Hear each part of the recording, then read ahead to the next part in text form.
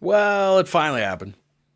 I say finally when referring to Dana Altman's squad getting upset by a team they're favored against, even on the road, because the way they were playing did not feel sustainable. It matters and absolutely is still a good thing that Oregon found ways to win games against Penn State or Ohio State. Now, the Penn State game was kind of the inverse here, where Oregon had a big lead against Penn State on the road, and then they kind of had to hang on and scrap and fight and claw their way after blowing the lead at some point in the second half, but they ended up winning the game. That's what happened here against Minnesota. So Oregon goes to Minnesota. Dawson Garcia goes for about 700 points, and Oregon loses 77 to 69. He had 31 to be exact on 19 shots. And the difficult thing with Garcia, he's a 6'8", 6'9" forward, super skilled, can shoot, drive, great array of moves. Everything I would like for KJ Evans to be. He is if you took KJ Evans and Brandon Angel and put them into the same player. That is what he is. Size, physicality, skill, footwork. Now, this was a problem because Brandon Angel was having a great game offensively. He led Oregon with 18 points.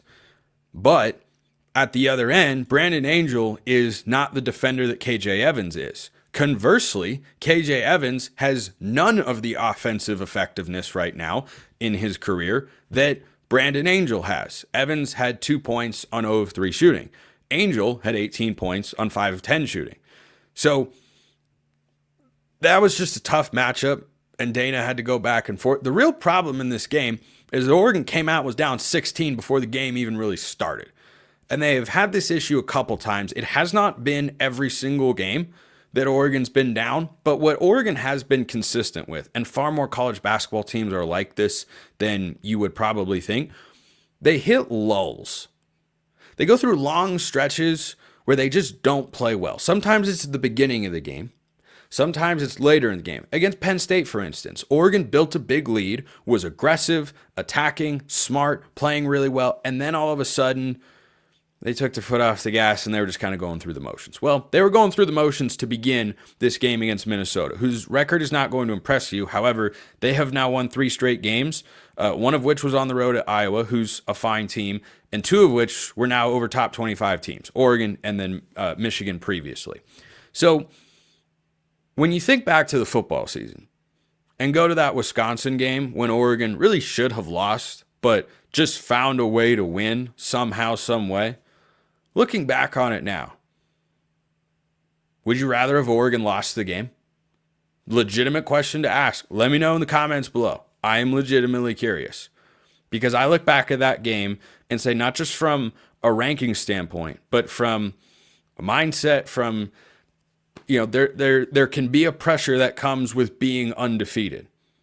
But when you lose, it can snap you back in mentally like, oh, this stinks. And that happens to this squad for Dana and company pretty often, where they fall behind. They were down as many as 18 points. They came back to take the lead in the second half. That's a 20-point turnaround for those of us that can do a little simple math. Where is that 20-plus point margin when the game begins? So what I'm hoping we see, in Oregon plays UCLA on the road on Thursday in a revenge game, since UCLA came to Matthew Knight Arena and won on a desperation, lucky, banked in 3, basically at the buzzer in what was a good competitive basketball game. Can Oregon take this game where they get upset, their tournament hopes are not in peril unless they, basically lose every game from here on out? I don't know what record exactly Oregon, they're 16-4 at the moment with some really, really good wins. But I mean, at this point, they've got 1, 2, 3, 4, 5, 6, 7, 8, 9, 10, 11 games left. I'd say they probably have to win 6 of those, and they're into the tournament pretty solidly. Now, what seed you get, that depends on how many you win. But I hope they can take this loss and turn that into, we're not letting that happen again. Because I've seen that play out in small ways throughout the course of a game. Now I'm hoping it travels from one game to the next. But with the way that Oregon had been in close games, they hadn't lost a road game all year or a neutral site game, anything away from Matthew Knight Arena, they hadn't lost yet this season. And it was bound to happen. You play enough close games, you play enough road games, you're going to lose. That's the way college basketball goes. Now it's about how they respond. So I think that they're still fine, but I would like to see what happens if they put together. No one plays a 40-minute game, but when they put together 35 minutes of good basketball, it's beating Alabama, who's ranked in the top 5, and beating Texas A&M, who's ranked in the top 12. That's what the ceiling of this team is. So they played really well out of the gate. That was unusual. They have now come down a notch, and I'm waiting for them to go back up and have every expectation that they will. So that's the latest hoops update. Here's a question to end today's show, football-wise, from Scott. Looking forward, if you had to pick 10 programs, there's only one program, and that's Oregon, obviously. Everything else is a program. Best situated to win a national title in the next 5 years, who would they be and why? Any surprises out there or just the usual suspects? That's for you to decide. My list is based on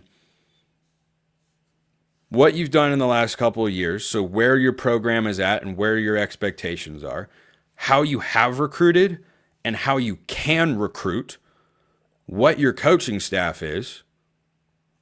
That's pretty much it. And this list is not very big, and Oregon is on it. In no particular order, I'd say the 10 best are as follows. Oregon's up there. Ohio State, again, this is in no order. Georgia, Notre Dame, Texas, Alabama. I think they will absolutely rebound at some point. You said 5 years. Kalen DeBoer will get things figured out. Penn State, that has a great chance to win a national championship. Might talk about them more on tomorrow's show because Oregon plays them on the road, and that's easily their toughest game. Michigan has recruited at a high level. I don't think Michigan's national title level in 2025, but in 2026, I'd be surprised if they are not. The last two, I struggled with these because the list gets pretty thin pretty quickly. So I'll give you the teams that I didn't include here and why they just missed my top 10. Tennessee, I don't know about Josh Heupel yet. I think he's good. I don't know if he is good enough. He has not been to a conference championship game in the last couple of years. He's brought Tennessee to a high level, had them in the playoff. He has them on an upward trajectory from where they once were. But I don't know about him yet, and I don't know what Nico Iamaleava will be for the next couple of seasons at quarterback. So that's why they were an almost. LSU was an almost because Brian Kelly should have been better at this point. He hasn't won double-digit games yet. The potential is there. I know LSU as a program can't. I don't know if Brian Kelly can at LSU. I haven't seen that yet. Miami was a just miss for me. They recruited too high a level to ignore. What do you think my number one concern is? Can Mario Cristobal win a national championship? Could. Hire the right coordinators. It can happen. SMU's also just on the outside looking in because they are in fertile recruiting ground. They have maximum commitment from their boosters in university. Their head coach, Rhett Lashley, is really good. He won the American, then was a runner-up in the ACC in consecutive years. But do they know how to play at that next level? I'm not convinced of that just yet, and I think that their recruiting has to take a couple steps forward as well. The teams I have at 9 and 10 are Clemson and Texas A&M.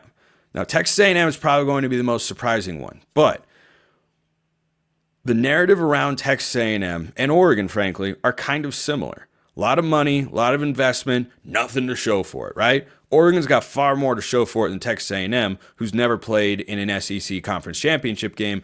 Oregon just won the Big Ten in year one. But Texas A&M has everything that you need to win a national championship. They've always had that. They were just missing the right coach. Mike Elko, darn good football coach. In year one, took them from missing a bowl to 8 wins, and they at one point controlled their own destiny to win the SEC and make the playoff. They didn't get there. I didn't expect them to coming into the season. So he is good. The resources are there. The commitment's there. They can recruit at a high level. In the next 5 years, yeah, he could put them in that position. But Dabo Swinney at Clemson, starting to dabble in the transfer portal a little bit. He doesn't have to go full-on Colorado or even use it as much as Oregon does. But there are a couple of key spots where when you lose a guy like They lost Andrew Makuba at safety, and they weren't able to backfill with a guy who I think was as good as what Makuba was. That sort of talent deficit can make a difference here and there. Makuba, by the way, went to play for Texas, who they lost to in the college football playoff. That's irony, but still, the point is valid that you got to use it at least a little. You can have discussions from now until the end of time about how much is right, what's too much, what disrupts the culture, and all those sorts of things. We can have those conversations all off season if you like. I'm happy to engage. But you don't have to be super portal heavy. Ohio State wasn't super portal heavy this past year. They got a couple of key guys. Their quarterback, safety, running back. I think there was one other guy who was a transfer. That was kind of it. Everybody else, homegrown recruits. So I think Clemson can get to that championship level if they dabble into the portal. Look at the way they recruit. They can absolutely be a national championship caliber program again. But it's a short list. It's a short list. And yeah, Oregon hasn't broken through yet. But in the next 5 years, I truly believe that they will.